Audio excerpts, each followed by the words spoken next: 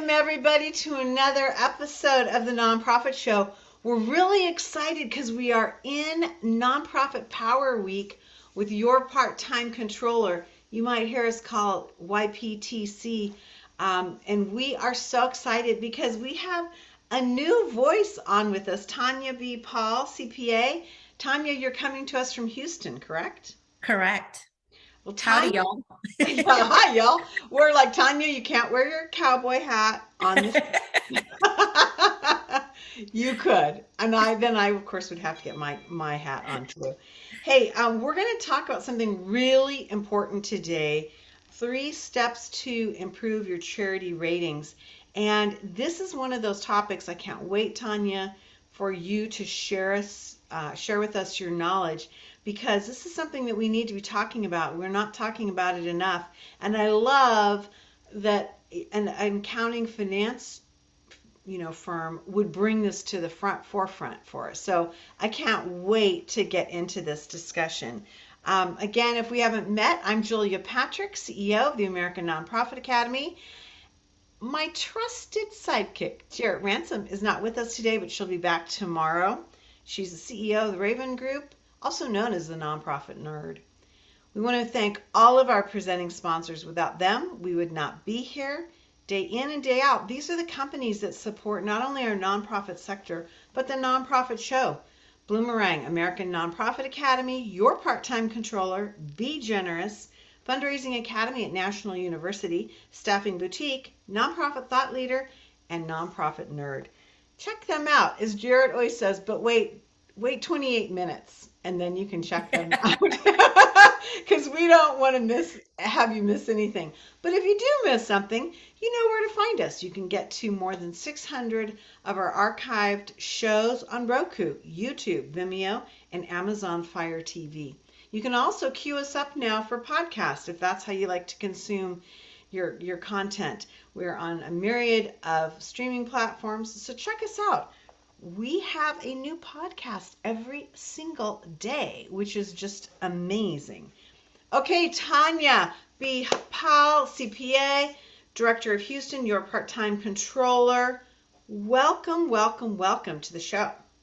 Thank you, Julia. Hey, so Tanya, talk to us before we get into these 3 really important steps. Charity Watchdog sounds a little intimidating.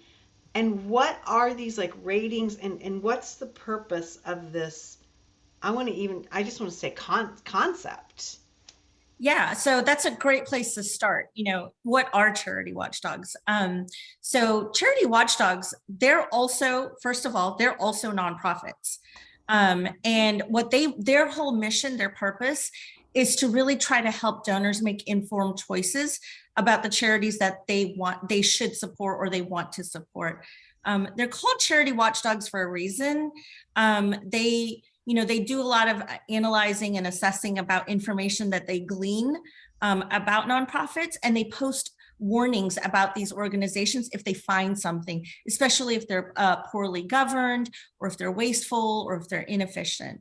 And every charity watchdog does things a little bit differently. And so they collect these information and then they evaluate them based on their particular ranking or rating or grading system. And then it's also important to note that charity watchdogs, because they are nonprofits, the way they maintain their independence is they rely on visitors to their websites to donate to them, as well as any subscribers that uses their information regularly. Interesting. It's fascinating to me to think about this because we go by the number 1.8 million registered nonprofits in this country. Mhm. That's a lot going on, and it's changing. Are there certain watchdog groups that are by sector, or they drill down by region or state, or how does this work, or is it just like a free for all across the entire country? Great question. So we tend to look at a certain subset of the charity watchdog spectrum. So I'll kind of give you a highlight of like the 3 different kinds that we have been keeping an eye on. So first and foremost is Guidestar. That's the most commonly known and used by all types of people out there. They're different in that they allow the nonprofit to manage the information that they're going to share with them. And then there's a group of nonprofits that don't really let the nonprofits volunteer or control. They pull information that's out there readily available to the public. So examples like Charity Watch, Give.org, which is a subset of BBB, Better Business Bureau, and then Charity Navigator. So they take information and then they analyze that data, and then they provide a ranking or a grade or a scorecard, if you will. And then there's these kind of next gen, if you will, type nonprofit watchdogs, charity watchdogs, like Givewell, great nonprofits, Global Giving. They're using a lot of the similar types of information about kind of what I just mentioned, but they're trying to start focusing more on impact, storytelling, cost effectiveness, project-based giving. So there's, even within the Charity Watchdog subset, we're starting to see specializations in terms of how they present that information to the public. You know, I love that you bring that up because, as we know, what donors want to see and how they're making their decisions is changing dramatically, and it has generational impacts. So I would imagine younger donors, newer donors at the same time, might be a little bit more interested in this type of information before making a decision. Absolutely, absolutely. And you know, that's the thing, you know, kind of leading into what you're trying to ask me is, why does this information matter, right? It's the people who are using this information. There's all kinds of people looking at this information. There's the individual donors, which is the most obvious, right? You know, they have a little bit of money to give, or they want to give, and they're looking for information to make those decisions. You also have volunteers now who want to collaborate with winners. Everyone wants to be tied to a winner, right? So they're looking to see which organizations have good information, especially this younger generation. They're way more in tuned into kind of this depth of information about nonprofits. It's not just based on name alone, just because it sounds like a big organization or a national organization. They really do lift the covers to see what's going on with the organizations that they want to volunteer their time with, as well as their money. And then also thinking about stakeholders like banks, you know, institutional funders or grant makers, they're looking at this information, right? And then also think about board members or future employees. They're going to take a look at your organization to see, you know, if you're an organization that they want to tie their name, their reputation with, right? Yeah. And then also beyond just the individual person, think about the agencies that are picking up this information, agencies that are influencing people's behavior in giving. So think about during the pandemic, like Facebook, right? With their impromptu kind of pop-up giving, or you know, like the giving basket, right? All of these organizations are starting to create their own methodology or their own way of influencing people's behavior in giving money. And so if they're touting certain organizations, that's raising the credibility. And where are they going? They're going to these watchdogs to pull that information. Okay, wow. I love how you framed this up because now let's get, I mean, I'm a believer. If I wasn't before, I'm like a total believer. But you have very specific 3 steps that we can take to improve our charity rating. And step number 1, it might be a little surprising because it involves the IRS 990 form. Talk to us about that, Tanya. Oh, goodness. There's so much I can talk about the 990. The first thing I'll tell people is people think IRS form or tax form, and they immediately think numbers, and they think, oh, you're an accountant, that's why you want to talk about the 990. Well, let me tell you, in the nonprofit space, take a moment, get over your fear of the 990 and flip a couple of pages. And what you're going to actually find is the financial data input into a 990 is actually very minimal compared to all the other information the 990s looking for. So some of the areas that I want to focus on so that you guys can kind of think about it is program service accomplishments, government and management disclosure, and then also compensation. And then finally, the statement of functional expenses. There's 4 areas in the nonprofit 990 that you really want to take a look at. So let's talk about program service accomplishments. It's, if you flip to a 990, go to part 3. And what you're going to see are there qualitative questions in that section. Question 1 is briefly describe the organization's mission. Well, that has nothing to do with numbers. Right? It's narrative. It's narrative. Yeah. And then question 2, immediately following it, is describe your organization's accomplishments for your top 3 largest programs, right? Yeah. And so here's your opportunity to start sharing information about qualitative measures of what you did in the past year as an organization, how you had impact. If you're a homeless shelter, how many clients were you able to get off the streets and provide resources for them? Think about those types of things. The next section, part 6 on the form, is about governance, management, and disclosure. Let's take a look at a couple of these questions. Question 12 on there asks, does the organization have a written conflict of interest policy? Yeah. Question 13 is about whistleblowers. Question 14 is about document retention and destruction policy. Question 15 is, what's your process for determining compensation for your key employees? Are you saying yes to these questions, right? That's what they're looking for. What I tell people is, if it's on the 990, you probably should have a policy and procedure for it. And if you've been watching your show all week, Angela Coxum and my colleague Jen Oliva, they both have alluded to all of these things, right? So maybe now you're starting to see how the 990 is so important and how you can start telling a story. I think it's really an interesting thing that all 3 of you ladies have brought up, is that they're not saying and attach this document to this form. They're just saying, is it a yes or a no? Exactly. And so I think that's really, to me, that's really interesting because I like how you phrase this, that it means, or you can interpret that the IRS is saying this is important, and so this should be done. We're not saying how it should be done, what it looks like, but your COI policy, your whistleblower policy should be structured, I guess would be the word, and in practice. So I love this. I always think of the Schedule O should be renamed to Schedule Opportunity. Because it seems to me that this is that narrative, this is that place where we can really tell people about our work. Exactly.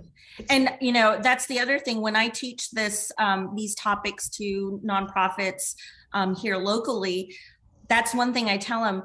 You should be looking at your 990 as a marketing tool. Yeah. You should be refreshing that information every year. The 3 programs that hit it out of the park last year may not be the 3 programs that hit it out of the park this year. So take a closer look at that, because everyone's reading it, whether you like it or not. Okay, now let me throw a curveball. So get your mitt up, because if you have quote unquote bad information, or something was in decline, or you had some issue, do you report that there in some of these narratives, or do you try to make it all rah yay team kind of information? I mean, it's a marketing tool. So you want to be a little bit more on the rah side, but you also want to be transparent. Yeah. That's the key, right? So if something went wrong, so let's take the pandemic. That's a great example, right? Okay, yeah. Programs shut down across the nation globally, right? Yeah. And so if you didn't put that information, how you were adversely affected by your programs getting shut down, are you really being honest and transparent? Okay. Right. But the spin on that, the marketing spin on that, is we were not able to address program A, B, and C, which historically we've done, a fantastic year over year for decades. But we pivoted in a time of crisis, and we created a new program and did ABC, right? So that's how you can have that spin. Okay. Yeah, I like that. I like that you helped us to understand that, because rule number one, transparency, or I should maybe not rule, but goal. Getting that piece in place, because that filters across all aspects of the donor relationship and stewardship, and to your point, the different people that are watching. Now, one of your next steps, step number two, which I can't wait to hear more about this, is that you say earn a Guidestar Platinum Seal of Transparency. There's that word again. How do we do this? Yeah. So remember at the beginning, I told you that there's all these different types of charity watchdogs. Mhm. Guidestar, we recommend starting with Guidestar because you can actually control how much information you want to share with the public out there. So Guidestar has 4 levels of seals of transparency. It starts with bronze, and then silver, then gold, and then platinum. And then depending on how much information you're sharing, it's a progressive elevation from bronze to Oh, silver to gold to platinum. okay. And if you take a look at it and if you read kind of the Guidestar self-help, like how you should, fill all this information out, you can actually go from a zero information transparency profile to a fully platinum transparency profile in less than an hour. They say 45 minutes. I'm going to let you take a coffee break and say it's an hour. And so, the bronze takes 5 minutes. All you need to do is provide very basic information. What's the organization's name? What's their mission? Who's the primary contact? And information on how to reach you and how a person or an organization can donate. And then the silver is a little bit more information. The gold standard wants a little bit of financial information, a little bit of information about the board, leadership demographics. And then the platinum is really not that hard either. They want you to share a fairly recent strategic plan, answer a couple of goal questions, and then provide at least one financial metric. Wow. I love this because I have to admit to you, when, seeing these on websites, and on the websites of our guests that appear on the nonprofit show, and how you might hear somebody use this, phrase, well, we've achieved the platinum seal of transparency. It seems like it's a really daunting and challenging thing to do. It's not. It really is Fascinating. not. I mean, if Fascinating. you go out there, and they've done such a beautiful job on their website, you can go out there and it really gives you step-by-step guidance Mhm. on exactly what you need. So even before you log in, you can, Yeah. pull all your information beforehand and then just go in and update it. And here's the thing, as soon as you register with the IRS, you already have a profile out there. Guidestar automatically creates a profile out there. You just have to go and claim it. So it's not like you're making a request that they have to set it up. It's already out there. You just have to claim it. It doesn't take that much effort to claim it. There's a whole process on there that you can do. And then you just start filling out the information. And here's the thing, you can start with bronze. Let's say you don't have all the information. Sure. Start today, start with bronze, make it a goal to increase your level of transparency Right. once a week. Spend 15 minutes once a week. And by the end of the month, you'll have a platinum I, seal of transparency. I love it, Tanya. You're my soul sister, because that's kind of the way I think about these things. Do a piece, move forward, and yeah, Yeah, it's you can just like achieve it. anything, I'm like that too. If I think of something as a big project, it becomes that black cloud that follows me. Right, right. Oh my gosh, I love it. Now, before we go on to step three, um, things change. So I'm assuming, is this a seal that only lasts 12 months, or a calendar year, or how is this managed in essence by GuideStar? Great question. So what we recommend is best practice dictates that every accounting department at a nonprofit organization should have a finance calendar. And in that finance calendar, you think of the obvious things, right? Yeah. Reviewing your audit, planning for your audit, making sure your 990 is taken care of. You have all the grant reporting deadlines, but we also recommend at least once a year, go out and look at your ratings across the board, and especially your Guidestar rating. Guidestar is making enhancements every year in terms of questions that they're asking, because they're trying to tap into what the trends are. So one of the things we didn't talk about is, remember, like these nonprofit charity watchdogs, they're starting to think about other things other than just the basic financial metrics, impact, all of those types of things. So Guidestar is adding questions every year. And when you go in to renew the information, they actually put a little asterisk on all the new questions. So it's not like you have to hunt and, look for what the new question is this year. It's highlighted for you. So you just go out there, figure out what the new question is, go find the answer and plug it right in. And so we recommend at least once a year. If you don't change it or update it in every 2 years, you will drop off on your seal of transparency. Okay, cool. That's a good thing to know. Okay, well, now I'm really interested to have you dig deep into step 3, because step 3 is not necessarily one that I would have automatically thought of, and that's tell stakeholders about the rating. It kind of goes back to what you said, or what I heard you say in the very beginning, that your 990 should be looked at as a marketing tool. Yep. Kind of the same So, thing. really tell people about it. It's kind of a be a little bit braggy about what your organization has accomplished through the year. So you're doing all this hard work in your 990, and you're being careful about the information you're putting in there, and you're doing your annual newsletters and your websites out there. But it's more than that these days. It's social media. It's making sure your website's refresh, interactive, sharing with people when you get the seal of if let's say today you only have bronze, after this show you're inspired to go out and get a platinum seal of transparency. Make that a marketing event. Make it a reason to reach out to your potential donors and tell them about it. Make sure those seals or your ratings, if it's great, put it near where your donation links are, or embed it into your conversation about your annual, newsletter. Say, this year we upgraded from a bronze seal to a platinum seal. There's so many ways to tell a story. Social media is all about telling stories. So make sure your website is fresh. Make it engaging, make it so that people want to come back. Think about the things that the charity watchdogs are looking at, right? They're looking at financial metrics. They're looking at impact. They're looking at community engagement. They're looking at transparency.